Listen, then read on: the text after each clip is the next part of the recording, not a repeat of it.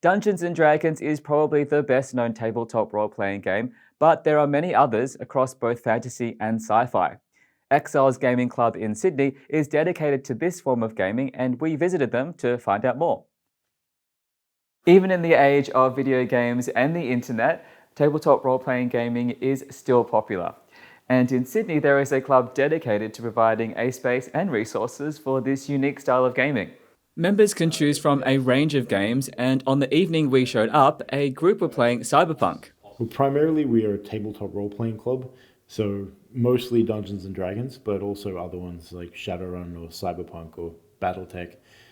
We also have tabletop war games, so Warhammer 40k, Warhammer Age of Sigmar, and we also have board games and live-action role-playing, martial arts, whatever else people need from a venue. It started out as a few isolated groups of friends, and then they all kind of drifted to one spot, and then people kept coming in, and before we knew it, we were having to incorporate because we needed insurance.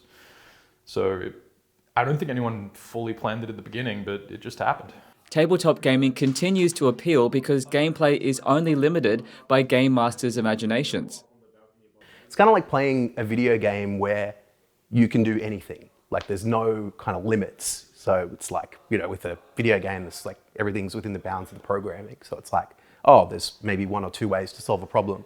With, role-playing, it's a similar sort of thing. You're presented with problems like puzzles or enemies or social interactions that you need to overcome, but you're only limited by your, imagination and I guess what the dice show when you roll them.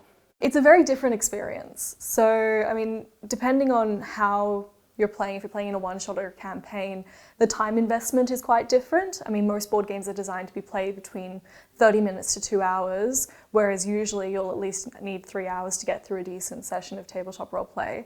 With board games, it's very rules-driven and a little bit more structured than a lot of tabletop roleplay games. I think a lot of people running games sort of come at it from a point where we assume that there's nothing new under the sun.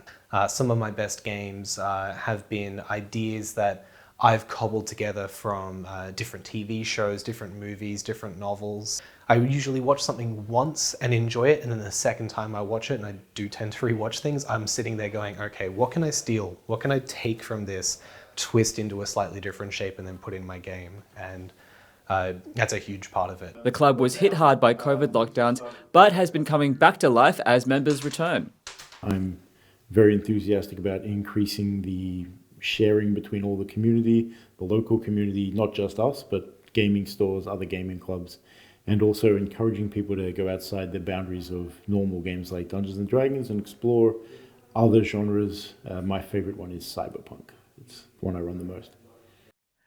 For more information about the Exiles Gaming Club, visit their Facebook page or go to the website at exiles.club.